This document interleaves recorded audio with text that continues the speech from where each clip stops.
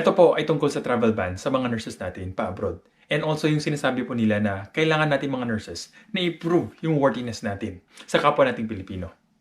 I'm doing this po in support po sa ating mga brothers and sisters na nurses. Dahil po sa injustice na to. This is not right po. Sobrang unfair po sa part namin na to. Sa lahat po ng sacrifices, sa lahat po ng compromises, sa lahat po ng injustice, sa lahat po ng mga stress ng dulot ng work, ng pagiging nurse dito sa Pilipinas. Kaya gusto ko pong ibahagi sa inyo yung mga ilang sacrifices na ginagawa namin everyday sa larangan ng profession namin bilang isang nurse. Na I'm sure, pasok sa criteria na pag-prove ng worthiness po namin. Number 1 po, mababang sahod at pangit na benefits. First sweldo ko po as a nurse sa Pilipinas is 3,500 pesos lang po. Again po, 3,500 pesos. Dito ko naranasan na sobrang hirap ng pera sa profession po namin versus sa sobrang dami ng workload na ginagawa namin sa shift namin. Parang yung 3,500 na yun, hindi po talaga worth it. Kaya kadalasan, parang iyak tawa ka na lang pag-receive po ng sweldo mo eh. Ang sakit po sa puso and sa pride. 4-year course po graduate with a bachelor degree. Tapos ang sweldo ko po is 3,500 per quincenas lang. For minimum wager po. Kahit po nag-aaral po kami ng 4-year course. Ang savings ko po after 5 years ng pagiging nurse is around 50,000 pesos lang po. And doon nagka-dengue po ako, hindi po covered ng hospital or kadalasan sa mga hospitals, hindi po nila covered yung 100% ng benefits. So kinailangan ko mag-shoulder na ilang percent ng money na yon. Tapos doon ko po na-realize na wala po akong future kung ganito po yung trabaho ko. Kaya nag-decide po ako mag-quit. Tapos nag-try pa ako maging part ng call center or BPO company. And within 2 months po, naipon ko agad yung 50,000 pesos na yon or more pa ata. Tapos, yung benefits na binibigay ng mga call center or BPO companies is 100%, lalo sa mga hospitalizations. Isama mo pa yung dependents mo, yung nanay mo, yung tatay mo, anak mo, covered po sila. Kaya ang sarap ng feeling po nung nasa call center po kami. Sobrang gaan ng buhay namin, sobrang less stressful na, mas malaki pang sweldo, mas maganda pang benefits. Number 2, overtime. Alam nyo po ba, after ng shift namin, kadalasan hindi pa kami makauwi. Usually, ang ginagawa po namin is mag-charting pa kami. I-carry out pa namin ibang mga orders na hindi namin nagawa sa shift namin. Kasi sa sobrang dami ng pasyente, ang pwede na lang po namin gawin is bedside care. So, wala na po kaming time mag-charting.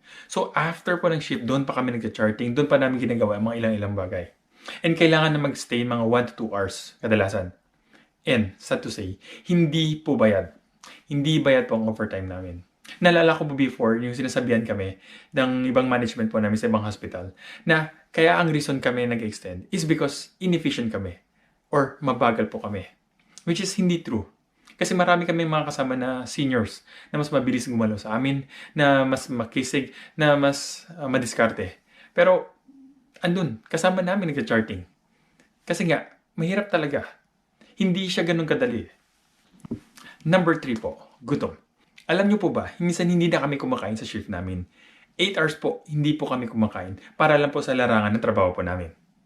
Dahil po to, sa dami ng workload namin and brought by sa dami ng patient na inandal namin, which is hindi naman po dapat.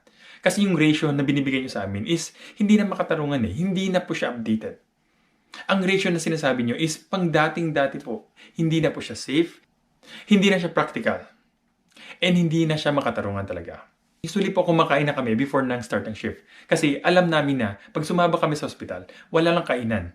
Usually, ang next kainan na expected po namin is after na po ng duty shift namin. Which is 8 to 9 hours po afterwards. Malas lang po if hindi ka nakagising ng umaga para magluto at kumain bago mag-start ng shift.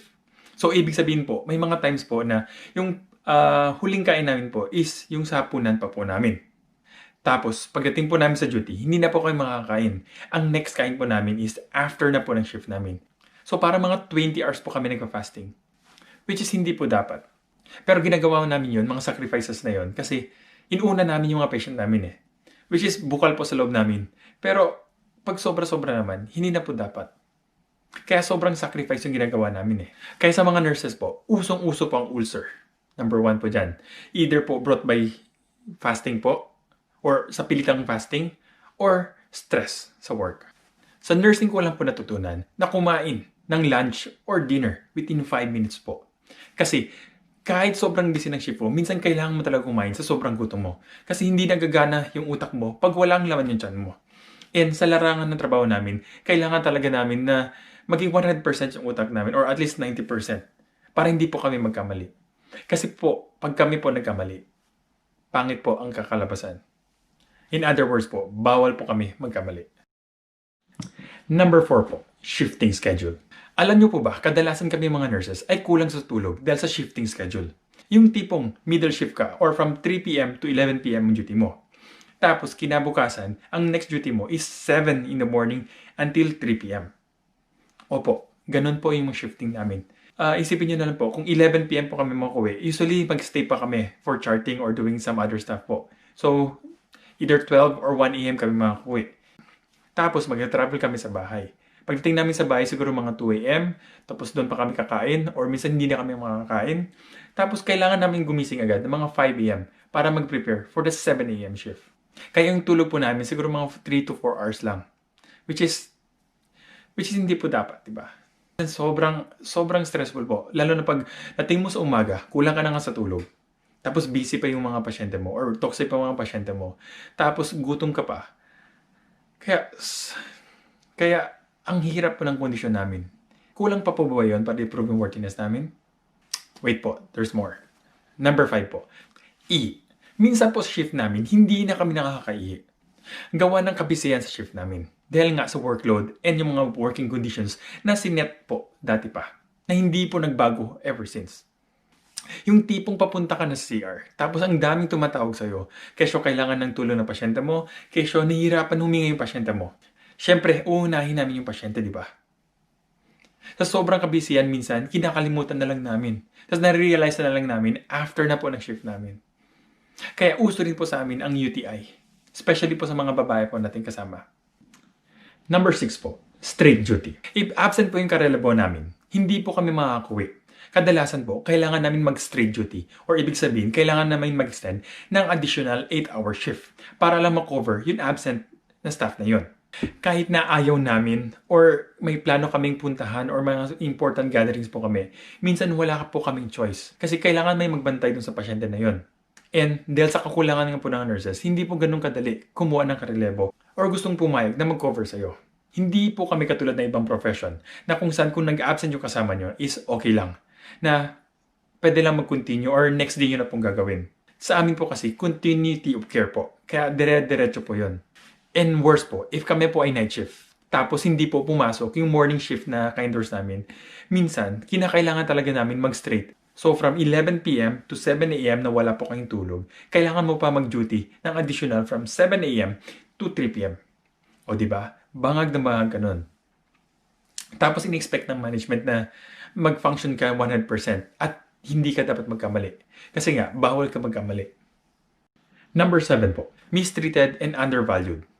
Alam nyo ba na minsan kami mga nurses ay sinisigawan ng mga doctors, ng mga patient, at saka mga kapwa namin nurses dahil sa mga lapses or kakulangan namin gawa ng kabisihan or overwhelming na trabaho. Dami po ng kailangan mo namin gawin. Hindi po namin kayang gawin yun lahat-lahat eh. Hindi naman po kami si Naruto na kaya mag-multiply ng ilang beses para lang magawa yung mga bagay na yun in one shot. Minsan po, kakulangan ng management dahil wala daw po budget sa ospital. Kami po ang pinagbubutungan ng galit ng mga pasyente. Kasi kami nga po ang frontliners. Kahit hindi naman po kami dapat mag-receive ng mga galit na yon.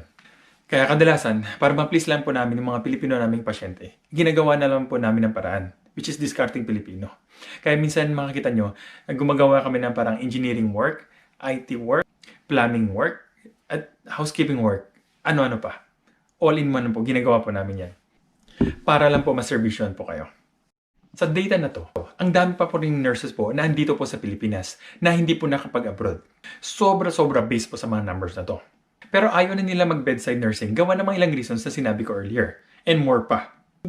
Kaya hindi mo sila masisi if hindi nila pinipili yung bedside nursing. At pipiliin na nila mag-stay doon sa call center or BPO company kung saan maganda ang benefits, maganda ang trabaho, maganda ang salary. Kaya, wag na pong sabihin na kailangan po namin i-prove yung worthiness namin. Kasi from day 1 pa lang po, sa school pa lang po ata, na-prove na po namin yung worthiness po namin bilang isang nurse. And quotang-quota na po kami sa pag-prove ng worthiness namin. Ilan lang yun po sa mga daily sacrifices na ginagawa po namin sa larangan ng nursing profession po na. Kaya, I'm sorry po, pero triggered po talaga kami nung sinabi niyo po na kailangan namin i-prove yung worthiness. Kasi masakit sa amin na parang sinasabi niyo na hindi pa enough yung ginagawa namin Where in fact, sobra-sobra na ginagawa namin eh. Kung sabi-sabihin lang po natin, parang may utang na nga kayo sa amin eh, sa ginagawa namin. Utang in a sense na sobrang injustice na nangyari sa amin mga nurses dito sa Pilipinas. Na parang hindi talaga makatarungan maging nurse. Kaya po kami mga Filipino nurses ay kinukonsider world-class nurses is because sa ganun sacrifices po nangyari sa amin. Kasi pagdating po namin sa abroad, parang manina lang po eh. Or kaya parang chill lang, kayang-kaya na namin. Kasi the worst of the worst, naranasan na po namin sa Pilipinas. And isang reason po doon is because of the government po. Na hindi po masyadong makatulong dun sa mga nurses, na hindi po binibigay yung dapat na bigay. Kaya po, palayain nyo na po yung mga nurses natin, nahangad lang po na makakuha ng magandang buhay na hindi nyo po may bigay dito sa Pilipinas. Please po, lift po yung travel ban sa mga nurses po natin. Ako po, si Nurse Juan de la Cruz, isa pong OFW nurse. Thank you for watching.